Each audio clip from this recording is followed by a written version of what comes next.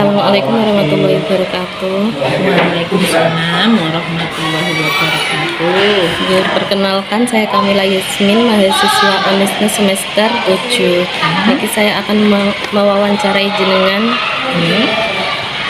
Yang pertama, media apa yang biasa Ibu gunakan untuk mengajar materi rantai makanan?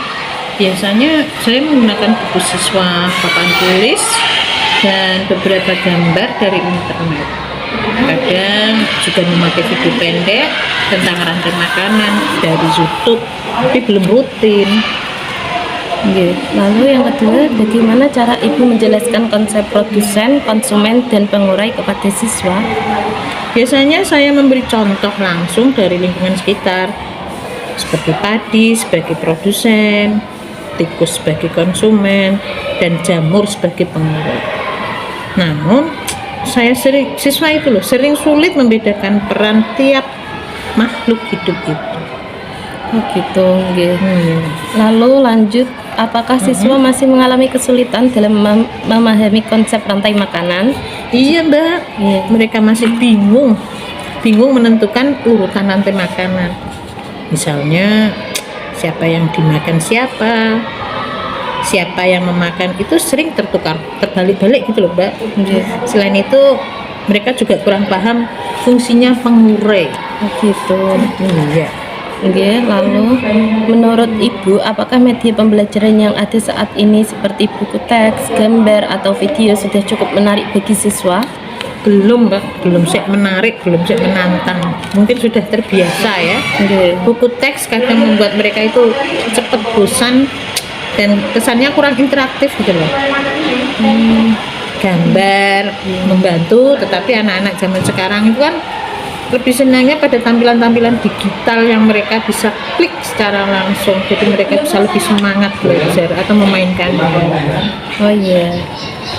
Lalu apakah Ibu pernah menggunakan media digital seperti live worksheet, flipbook, atau aplikasi lain dalam pembelajaran IPA?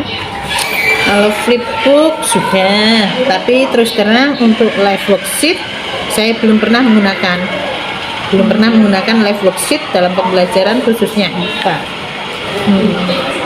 Kalau selama ini saya menggunakannya itu PowerPoint, video-video dari YouTube. Tapi saya pernah lihat kok contoh live worksheet dari teman saya yang lain, guru yang lain. Dan menurut saya media tersebut cukup menarik. Dan memang menarik, kenapa? Karena bisa dibuat interaktif dan hasilnya bisa langsung dilihat. Jadi anak-anak semakin senang, semakin tertarik. Oke, lanjut. Lalu bagaimana tanggapan atau respon siswa ketika menggunakan media pembelajaran digital atau interaktif? Seneng Mbak. Mereka sangat antusias dan sangat fokus, menambah fokus saat ada kegiatan menggunakan HP atau laptop itu. Siswa senang sekali dan selalu ingin mencoba sendiri. Nah, nilainya juga semakin bagus. Tapi kadang ya Mbak, kadang itu ada orang tua yang tidak setuju kalau anak-anak memegang HP itu kemudiannya di situ. Iya. Lalu menurut Ibu, apa kelebihan media digital dibandingkan dengan media konvensional seperti buku teks atau lembar kerja biasa? Kalau membuat media digital, siswanya itu aktif Mbak, senang dia aktif. Kalau yang non digital biasanya ya terus bosan atau gimana ya. Jadi kalau membuat dengan digital itu tidak hanya membaca, tapi mereka bisa langsung menjawab soal di alatnya, kemudian tahu langsung benar salahnya. Jadi mereka lebih aktif, lebih seneng, minta lagi dan lagi, nggak mau berhenti biasanya. Lalu kendala apa yang sering dihadapi ketika menggunakan media digital di kelas? Kalau media digital biasanya itu kendalanya jaringan internet Mbak. Apalagi kalau hujan-hujan seperti ini, internetnya susah, itu tidak stabil.